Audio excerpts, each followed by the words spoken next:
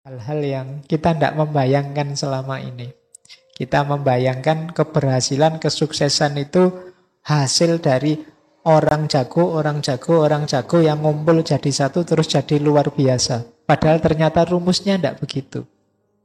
Keberhasilan itu dari orang yang sadar aku lemah, sadar aku lemah, sadar aku lemah, yang kemudian mau bekerja sama. Disitulah lahir kehebatan.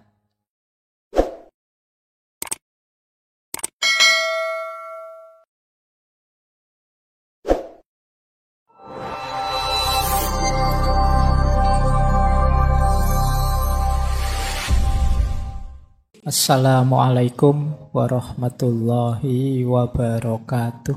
Bismillahirrahmanirrahim. Dasar paling mudah mengapa kita kok harus menjalin ukhuwah dengan sesama muslim, ya sederhana. Kita sama-sama orang beriman. Jadi kita mengakui Tuhan yang sama, mengakui nabi yang satu, agama yang satu, kiblat yang satu. Banyak sekali persamaan-persamaannya. Yang paling sederhana ya keimanan tadi. Ya memang sayangnya kita itu lebih sering mencari dasar perbedaannya, bukan persamaannya. Padahal dengan sama-sama sadar, oh ya kita sama-sama orang yang beriman. Itu sudah cukup untuk kita tidak memusuhi dia.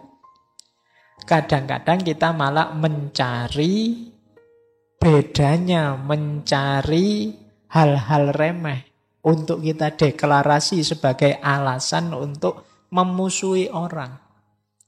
Belakangan banyak sekali kalau teman-teman jeli hal-hal kecil, hal-hal sepele, hal-hal remeh yang kita jadikan pijakan untuk memusuhi orang lain, mengalahkan hal-hal besar. Ini rugi besar. Selain zalim, kita juga rugi besar. Kita banyak kehilangan teman, saudara, sahabat. Gara-gara itu tadi, kita membesar-besarkan hal-hal kecil untuk saudara kita. Kita sering mahal sekali kepada saudara kita. Berat sekali untuk memaklumi dan memaafkan saudara kita. Nah, ini yang memberatkan kita menjalin ukhuwah. Jadi, kita terlalu jual mahal pada saudara sendiri. Ini sering saya bilang ke teman-teman, hati-hati loh. Kalau nanti Allah tidak berkenan, Allah balik jual mahal padamu, berat hidupmu. Jadi kalau kamu jual mahal terus, susah sekali terbuka hatinya, susah sekali memaafkan, susah sekali memaklumi sedikit kecil-kecil kesalahan saudara-saudaramu. Kalau Allah balik jual mahal padamu, hidupmu akan berat. Kalau Allah juga, kalau gitu kamu yang kecil-kecil juga tak hitung ya. Bersitan-bersitan hatimu yang negatif tak hitung ya. Kalau Allah sedetail itu, kita sudah kiamat sejak lama hidup kita. Untungnya Allah itu penyayang. Jadi yuk kita tiru takholak bi ahlakillah. Jadi kita tiru tuntunannya Allah untuk menyayangi yang lain. Tidak terlalu jual mahal menyusahkan yang lain. Kamu harus minta maaf padaku loh ya. Minta maafnya dengan cara begini ya. Kalau begini saya belum mau. Kalau tidak begitu loh. Itu namanya jual mahal. Menyusahkan saudaramu. Saya maafkan sih, saya maafkan. Tapi syaratnya 1, ini 2, ini namanya belum dimaafkan. Kalau dimaafkan ya sudah. Tapi kalau masih ada harus ini, harus itu, sebenarnya belum memaafkan. Sedang ingin balas dendam. Nah ini, yuk latihan yang longgar hatinya. Baik, ada dasar simpel keimanan. Yang kedua, kata Syekh Said Nursi, ukhuwah itu selain dasarnya keimanan akan melahirkan namanya sahs maknawi. Sahs itu diri, maknawi itu yang maknawi itu ndak kelihatan fisiknya. Tapi ada. Jadi ada diri fisik, ada diri non-fisik yang sifatnya maknawi, yang itu jauh lebih kuat. Kebersamaan itu kan sahas maknawi. Misalnya gini loh, sahas maknawi itu, kita yang ngaji malam hari ini diikat oleh tujuan yang sama, keinginan yang sama, kepentingan yang sama. Hakikatnya ini banyak sekali. Jadi secara fisik ini jumlahnya banyak, tapi secara maknawi ini satu. Semuanya adalah orang-orang yang ingin belajar filsafat misalnya. Ini namanya sahas maknawi. Jadi ada diri maknawi hasil kebersamaan kita. Jadi dari 2 jadi 1, dari 4 jadi 1, 10 jadi 1, 20 jadi 1. Ini namanya sahas maknawi. Sebaliknya, kita yang satu ini akhirnya jadi banyak. Kalau saya sendirian itu mata saya cuma satu. Tapi sahas maknawi kita bersama malam hari ini matanya banyak. Mungkin di belakang ada apa saya tidak lihat. Teman-teman lihat, Pak awas loh Pak ada apalah. Mungkin binatang terbang apa loh. Saya tidak lihat tapi seolah-olah saya punya mata banyak. Belakang saya saja lihat. Dari mana? Kalian jadi mataku yang kesekian. Gitu loh. Tenaga misalnya. Teman-teman ngaji malam hari ini, ada yang bikin teh, ada yang bikin kopi, ada yang noto sandal, ada yang... Ini kan kenapa kita jumlah banyak. Coba kita bikin teh sendiri. Masing-masing yang kesini ngudek lagi, bikin apa lagi. Nanti sandalnya diurusi sendiri-sendiri. Ada yang disembunyikan di sana. Macam-macam ruwet itu lama dan rumit. Coba ada sahas maknawi kebersamaan kita yang membuat tenaga kita jadi banyak, mata kita jadi banyak, tangannya jadi banyak, kakinya jadi banyak. Luar biasa, kita bisa mewujudkan cita-cita keinginan kita bareng-bareng. Bayangkan kalau saya nyiapkan ngaji ini, saya harus ngangkat metode, ngambil laptop sendiri, nanti bawa termos sendiri ke sini untuk minum, terus itu kan ruwet. Tapi semuanya jadi ringan, saya ke sini tinggal duduk, minum, santai, ngoceh, selesai. Nah, kenapa? Ada banyak telinga, banyak mata, banyak tangan, banyak pikiran yang membantu.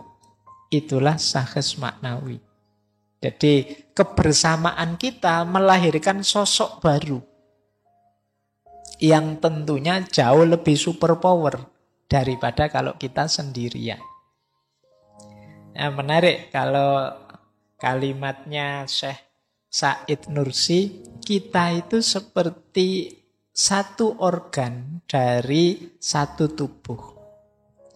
Kita seperti gerigi dari roda pabrik yang sedang merancang kehidupan abadi di akhirat. Kita kalau bisa seperti dua tangan yang tidak pernah bersaing. Tidak pula saling dengki atau membanggakan masing-masing. Ini kan sering diceritakan ya bagaimana tangan kita itu kompak. Kalau saya pakai arloji tangan kiri, itu yang kanan tidak protes. Coba tangan kanan protes itu, yo kok yo kiri padahal harusnya kan kanan. Nanti yang kiri, yo sekali-sekali saya dikasih yang bagus-bagus lah, masa dibuat yang belakang-belakang terus misalnya. Yo dikasih arloji sekali-sekali tidak apa-apa lah misalnya. Loh itu teman yang sana pakai kanan kok ini. Tapi enggak, dia ikut saja. Itu kayak tangan kanan dan tangan kiri. Jadi orang yang saling dengki itu seperti tangan kanan dan tangan kiri yang enggak sinkron, enggak kompak. Oh itu berat kalian hidupmu. Nah, kedua mata juga tidak saling menyalahkan. Lisan tidak pernah protes pada telinga. Kalbu juga tidak protes pada batinnya sendiri. Saling melengkapi, saling menutupi. Mulut kita kompak dengan hati kita, dengan diri kita. Sebenarnya tadi pikiranku jorok loh ya. Tapi jangan cerita-cerita ya. Itu kan mulut kita manut. Ya wis, tenang saja aku tidak cerita. Coba mulut kita tidak kompak. Terus begitu keluar ngomongnya, wah tadi pikirannya gambarnya saru-saru loh. Wah itu celaka kita. Jadi dia kompak, ikut apa yang ada dalam diri kita, batin kita. Loh harusnya begitu, sahas maknawi itu bareng-bareng kita mencapai tujuan. Bersama-sama, kita seperti satu tubuh. Jadi, baik. Lanjut. Nah, nanti di kitab itu Syekh Said Nursi mengilustrasikan dua cerita. Yang pertama tentang lampu minyak, yang kedua tentang pembuat jarum. Jadi cerita yang pertama, misalnya kata Syekh Said Nursi, ada 5 orang yang menyalakan lampu minyak. Yang satu menyediakan minyak, yang satu mencari sumbu, yang satu mencari kacanya. Kemudian yang satu menyediakan koreknya. Loh itu kan cepet. Yuk kamu cari ini, cari itu, cari itu. Begitu datang lengkap sudah, ada lampu dinikmati bersama.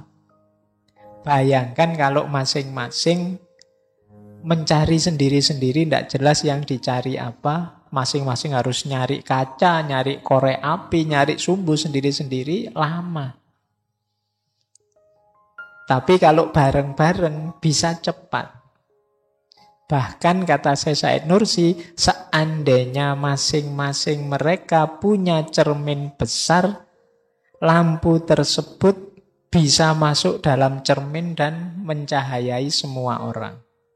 Maksudnya apa? Sahas maknawi tadi, kebersamaan tadi bisa memberi manfaat jauh lebih banyak orang yang lain. Jadi kalau kita sendiri mungkin dapatnya lampu kecil, tapi bersama-sama ketemu lampu besar. Akhirnya apa? Manfaatnya juga untuk lebih banyak orang, tidak hanya 5 orang ini. Itu kalau dikontekskan dengan Islam, disitulah nanti rahasianya Islam itu bisa rahmatan lil alamin. Tidak mungkin lahir rahmatan lil alamin itu tanpa ukhuwah, kekompakan kita bareng-bareng. Jadi kayak tadi, kayak satu tubuh tadi loh. Kalau yang satu berkhianat, mulutnya tidak bisa nutup rahasia, bubar. Sudah. Jadi dengan bareng-bareng bersama, manfaatnya lebih besar. Kalau kita pecah kerja sendiri-sendiri, bisa jadi untuk kita sendiri pun tidak ketemu manfaatnya. Karena mungkin karena kita sendiri jadi terbatas. Mungkin kita hanya dapat minyaknya saja tapi tidak dapat koreknya. Sehingga lampunya ya ada sih, tapi ya gimana nyalainnya. Mungkin yang sana dapat koreknya saja, tidak ada lampunya. Buat apa korek dinyalain sebentar juga tidak bisa lama. Tapi dengan bareng-bareng bisa saling mendukung. Nah, bahkan contoh yang kedua itu beliau menjelaskan cerita pembuat jarum jahit. Jadi kalau bikin jarum itu kecil. Bahkan kita cenderung menganggap jarum itu remeh. Ayo kalau kita remehkan silahkan teman-teman bikin jarum sendiri, lak puyeng. Ya kan? Kita bisa bikin jarum itu kalau bareng-bareng mungkin lebih mudah. Ada yang menyediakan besinya, ada yang siap apinya, ada yang mencari alatnya, ada yang membuat lubangnya.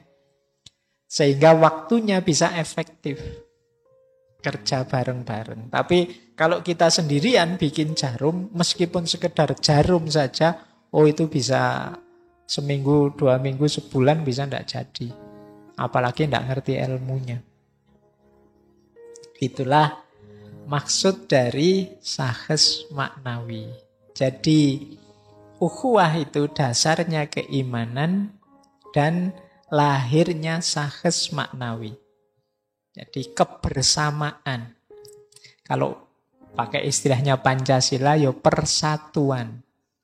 Persatuan kata Bung Hatta beda dengan persatean. Ya, persatean itu daging ini, daging itu dipaksa masuk, ditusuk, dipaksa bersama. Kalau persatuan tidak begitu. Kalau persatuan itu tidak ada terpaksanya. Jadi kita memang sadar punya visi bersama untuk kita wujudkan bersama. Jadi yang lahir kerjasama. Kerjasama tidak selalu sama dengan kerja bersama. Ada yang kerja, kalau kerja bersama itu bisa saja ini kerja, ini kerja, ini kerja, tapi tidak nyambung. Jadi tidak saling berhubungan. Kalau kerja sama itu ada visi bareng-bareng. Yuk kita sekarang bikin jarum ya. Ini bagian ini bagian itu, ini bagian. Nah itu namanya kerja sama, lahirlah jarum. Tapi kadang-kadang ada cuma kerja bersama. Mungkin yang sana kelihatan kerja tapi tidak ada hubungannya dengan sini. Sibuk semua. Yang sana main game, yang sini. Tidak ada hubungannya dengan kerja bersama. Ada yang memang acting saja biar kelihatan kerja. Padahal tidak ngapa-ngapain. Ada yang usul banyak tapi yo disuruh kerja tidak kerja-kerja misalnya. Nah ini kerja bersama namanya. Nah ini sahas maknawi itu kerja sama. Yang ada visi bersama yang diwujudkan bersama. Itulah dasarnya ukhuwah. Baik. Nah, sekarang kita belajar lebih dalam lagi tentang ukhuwah ini. Tentu saja basisnya ukhuwah adalah hakikat sosial manusia. Yang pertama, jangan lupa kesadaran kalau kita berinteraksi dengan orang, kesadaran bahwa kita itu lemah, kita itu membutuhkan orang lain. Ya termasuk juga membutuhkan Allah. Ini penting. Orang itu bisa maju kalau dia sadar dia terbelakang atau dia mundur. Kalau orang tidak sadar bahwa dia ada di belakang, tidak mungkin dia maju. Orang itu bisa saling membantu kalau sadar bahwa aku perlu dibantu. Tidak mungkin terjadi saling membantu kalau masing-masing merasa aku sudah unggul, aku sudah baik, aku sudah jaya. Maka kata Syekh Said Nursi, kedudukan, kekuasaan, kemajuan, dan peradaban umat manusia sebenarnya tidak bersumber dari keunggulan dan kekuatannya, tapi bersumber dari kelemahannya. Oh, ini menarik ya. Selama ini kita berteori bahwa hidup sukses itu karena modal, karena kekuatan kita. Justru tidak begitu. Justru kita sukses kalau kita sadar kelemahan kita. Sehingga kita ingin mencari bantuan, mencari jalan agar kelemahan kita ini bisa tertutupi. Antara lain dengan menjalin ukhuwah tadi.